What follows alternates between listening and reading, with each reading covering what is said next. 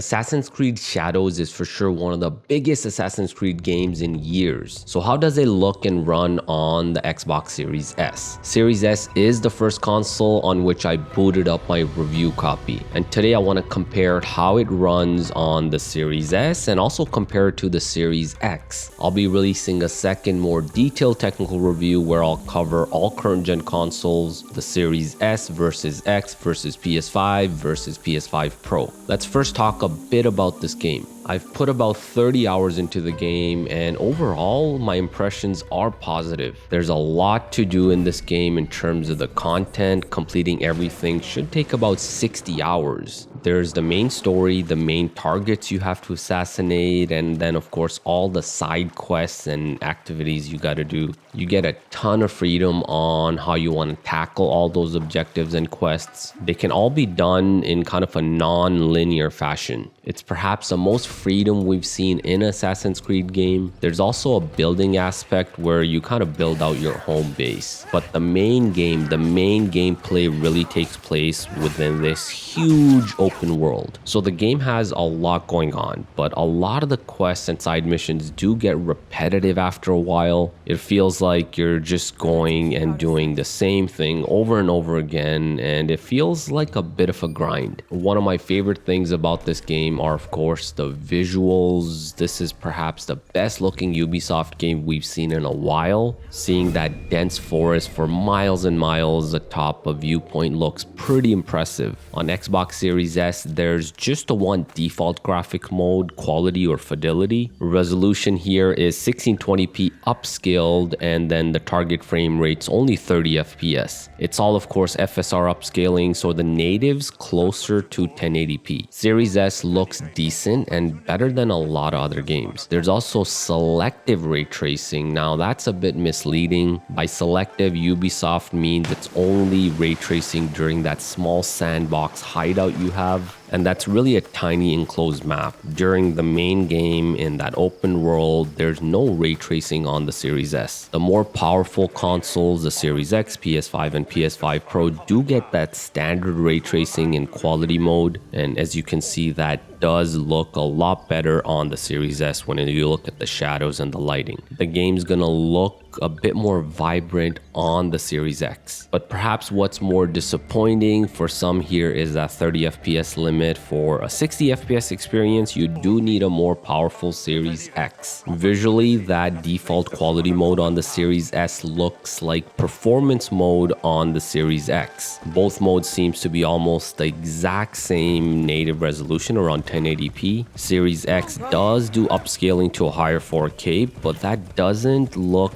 a whole lot different. Even the lighting, the shadows are identical when comparing the Series S to performance mode on the Series X. The big difference here is of course the frame rate. 60 FPS on the Series X is performance mode. Speaking of frame rate, it's actually really good here.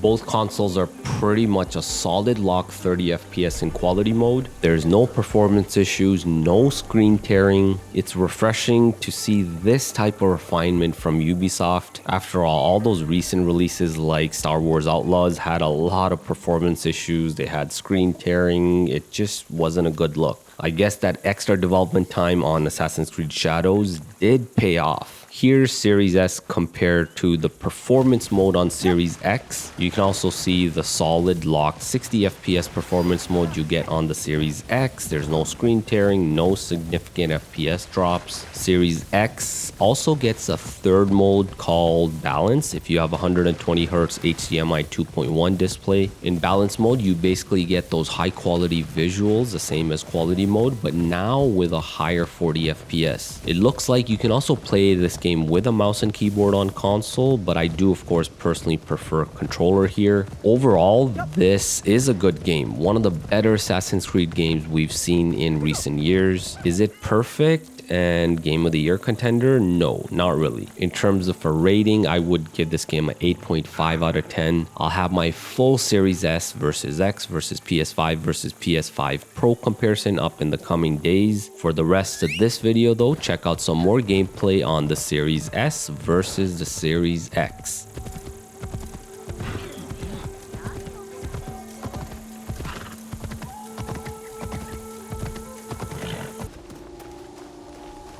Another false alarm out.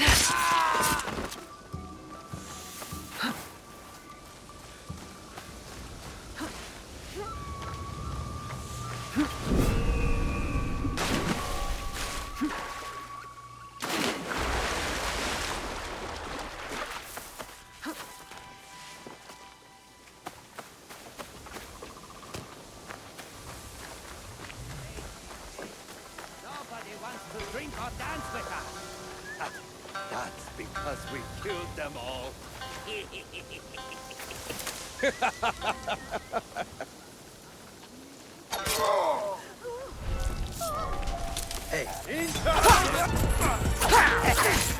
You have come to join our celebration. I've no... Yes!